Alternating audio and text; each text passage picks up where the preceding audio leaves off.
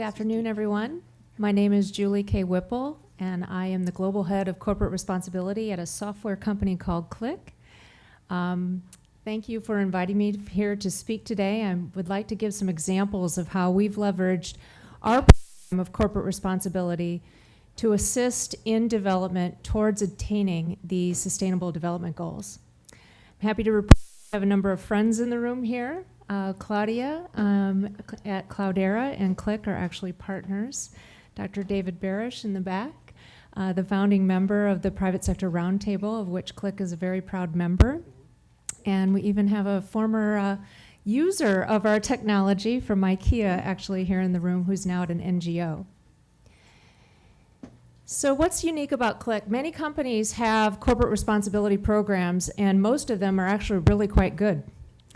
There's a lot of impact being made from the private sector through corporate social responsibility, whether it be through engagement programs, donations, or use of technologies and products.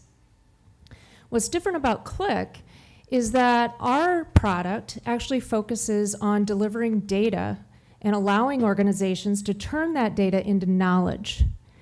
Our mission is 100% data literacy across the globe. So when we do this with a focus on corporate responsibility, we believe that we have an opportunity and a responsibility to have a far-reaching impact, not only within the public and NGO communities, but also with our customers and our partners as well. Our customers like IKEA, Johnson & Johnson, and others leverage the Qlic technology to measure their sustainability programs. And if we can drive an air of corporate responsibility through this network, we believe we have the opportunity of touching the entire ecosystem. So our mantra is to lead with data, and together we thrive. We want to go beyond traditional reporting. I have the pleasure of supporting about 400 NGOs around the world with our software grant program. And that software grant program actually awarded us the 2017 list to most innovative companies with regards to social good. These NGOs start with looking at their data and looking at the ways in which they're raising their financial support. Oftentimes, that's the easiest set of data to start with.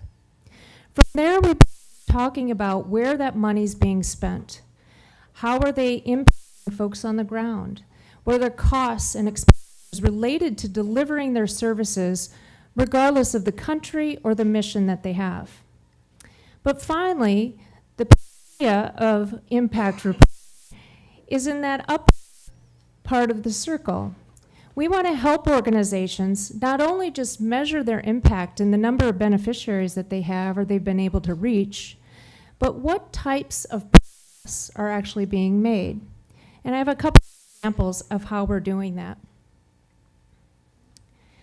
But first, I'd like to mention a hero of mine, Dr. Hans Rosling. Has anyone heard of Dr. Hans Rosling? Okay, great. He recently, unfortunately, passed away from pancreatic cancer, but his work from the Gapminder Foundation from Sweden actually still continues with his son, Ola. And Dr. Rosling and his recently published a book called Factfulness.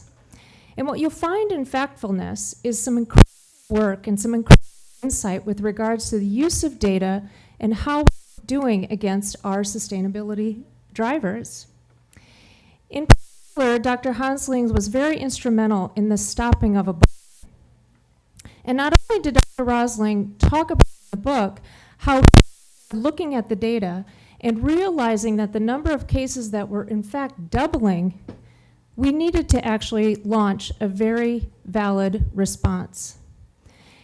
And the story about how we stopped Ebola and how many NGOs and public and private sector companies came together to actually avert this crisis or stop this crisis is pretty well known. But what's not really well known, which is a great story about data, is Dr. Rosling's work during the middle of the crisis, or near the end in fact.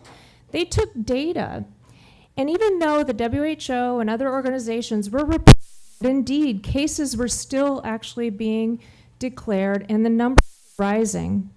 What Gapminder did is they looked at the data And they looked at the data in such detail that they actually determined that yes, cases were rising.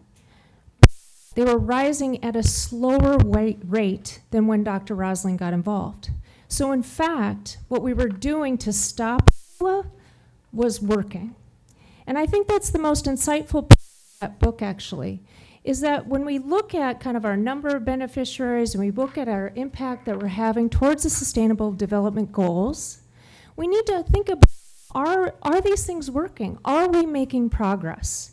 And we can do that with data. And that's very exciting because as Dr. Rosling goes on to talk about in his book, we definitely are making progress in a number of different ways. So now some examples. We work with one particular NGO in sub-Saharan Africa called We See Hope. And We See Hope starts community banks of sometimes 30 women strong, who put together their savings and actually put loans from this savings out to each other to start small businesses. An NGO that's having an incredible impact on these communities, these women, their families, and vulnerable children throughout the countries in which they serve. We started working with We See Hope. They were collecting all kinds of data, the names of the women of these groups, the persons that were involved, sometimes 5 pages long of written text that a person have to complete to actually perform an assessment of the success of one of these programs. When we started with We See Hope, we immediately took a look at that data and scaled it way back because all of it was actually not needed. What was needed was the ability to measure the impact towards Sustainable Development Goal number 1, reducing poverty, right? Reducing actually the number of people who live on less than $1 a day. So when you think about measuring that impact, you can then determine the actual key data that need to be collected. We didn't need the members' names or their names of their children or all of this other kind of extraneous data that was taking enormous amount of time to actually collect and write down. We didn't need that type of data. All we needed was the number of women in each group, by country, by partner. What did a good business month look like from an income standpoint? What did a bad business month look like from that same standpoint of the businesses that they were able to start with the loans provided by this savings? So really actually about 10 to 12 fields of data. And we were then able to calculate an hourly and a daily wage for the members of this group, Village Investment Program membership, and VIP membership. So in other words, able to calculate how many women were in fact reducing the Sustainable Development Goal poverty number 1 by increasing their income $1 a day. So the advice here with We See Hope is look at the data for the NGOs in the room, look at the data that you're collecting and or have the potential to collect, and make sure it's focused on being able to report towards one of the, or many of the SDGs. It's probably less complicated than you think. And the second piece of advice would be to focus attention on data literacy. We're very proud partners of the UN Secretariat and the Office of Innovation, Communications, and Technology. That says information, it's innovation actually. And this is Avashan from the Department. And what the UN actually leverages Qlic for is the ability to leverage an environment of data literacy, how to better leverage data across the entire UN ecosystem, obviously focused on the SDGs. And Avashan DPO actually hosts data literacy workshops where they get together and they talk about the data that they collect, the data that they report, all the way up to the UN Security Council, and how can they do better. So organizations, even the size of the UN, are experiencing a data revolution of sorts. Now specifically within DPO, we've put them to analyses and visualizations to look at various conflicts around the world and how they're addressing them. This one in particular shows the conflict actually in the DRC. And we combined several data sets, both as well as confidential data sets from DPKO, into a dashboard. So now these types of dashboards are being used by advisors to the Security Council in conflicts around the world, specifically where the UN peacekeeping forces are actually working. And finally, use data to collaborate and chart progress. Like I mentioned before with See Hope and some of the other organizations, it's really important to chart your progress and not just report the number of beneficiaries or the services delivered or so forth, but where are you trying to go? And it's actually a lot less complicated than most people think. We have a C40 Cities Climate Leadership Group, which is actually based here in New York City. And C40 Cities focuses on the largest cities in the world. They have a network of 96 cities. And these cities actually share data on their plans and policies and programs to reduce carbon emissions within their cities. It's headed by Mayor Anne Hidalgo of Paris, but all of these cities have come together again to share data. And as Claudia mentioned, the importance of data should not be kind of overlooked. You can find opportunities to leverage data, leverage partnerships, and collaborate on a common cause, just getting started, right? Just getting started with the data that you have and starting the conversation based in facts that everyone actually around the table is sharing. Direct is an organization out of Santa Barbara, California. And one of the ways in which they use data, and you leverage the Qlic software, is actually improving the response that's needed for the next disaster. They have all their data on shipments of hundreds of millions of dollars of donated from the pharmaceutical industry and medical supplies industry, and Direct Relief is the humanitarian support.